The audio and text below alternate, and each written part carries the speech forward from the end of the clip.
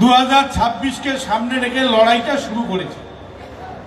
যে তৃণমূলের নবজোয়ার যেমন অভিষেক ব্যানার্জি শুরু করেছিল দিনহাটা থেকে, তেমনি আমরা 2026-এ কুচবিহার জেলার 9 বিধানসভা নির্বাচনে জয়ী হওয়ার জন্য আমরা তৃণমূলের যে বিধানসভা ভিত্তিক কর্মী সভা দিনহাটা থেকে শুরু করেছি। পঞ্চায়েত নির্বাচনের লড়াই দিনহাটা থেকে শুরু হয়েছিল।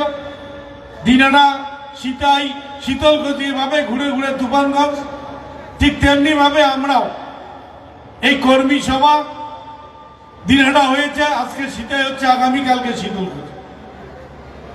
কিন্তু অস্বাভাবিকভাবে পার্টির দুই একজন মানুষ যারা 2024-এর লোকসভা নির্বাচনের সময় তৃণমূল কংগ্রেস জিতুক মনে প্রাণে চাননি, যারা চাইছিলেন তৃণমূল কংগ্রেসটা এবারও হারুক, তৃণমূল কংগ্রেস হারলে অভিজিৎ দেব ভৌমিকের সভাপতি পদ যাবে, উদয়ন গুহর মন্ত্রীটা যাবে, এই চিন্তা ভাবনা করে যারা তৃণমূল কংগ্রেসকে হারানোর ব্লুপ্রিন্ট 24-এ করেছিলেন, আজকে সেই সব লোকেরা একখানে হয়ে তৃণমূল কংগ্রেসের আরেকবার ক্ষতি করার চেষ্টা করছেন।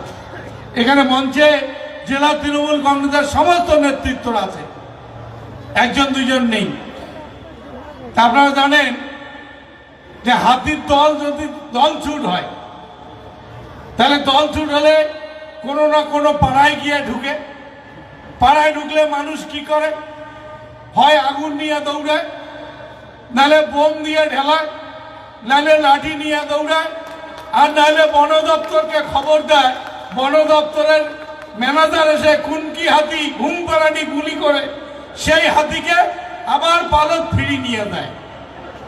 আমার দুই একজন সিটকি গেছে দল থাকি, এই দল থেকে সিটকি দেওয়ার খবর অলরেডি আমাদের বন দপ্তরের মালিকের কাছে গেছে। সেই মালিক জবে আসি ঘুম পাড়ানি গুলি করে এদের আবার হাতির পালক ফিরিয়ে দিবে, সেদিন আমরা পালক থাকবে। দল ছুট হয়ে গেছে। তাহলে দল ছুট হয়ে একটা জিনিস মনে রাখবেন, দল ছুট হাতি যদি কোনো গ্রামে ঢুকে, হয় কলার গাছ ভাঙি খাবে, নাহলে ঘর ভাঙবে, নাহলে মিড ডে মিলের চালের ঘর ভাঙবে, নাহলে যে কোনো জিনিস ভাঙিয়া নষ্ট একটা করবে। গ্রামের মানুষ সজাগ হবে, ওই দলছুট হাতি যাতে কোনো গ্রামে ঢুকি না পায় সেটা ভালো করে লক্ষ্য করবে, সেটা ভালো করে লক্ষ্য করবে। অবাক লাগে।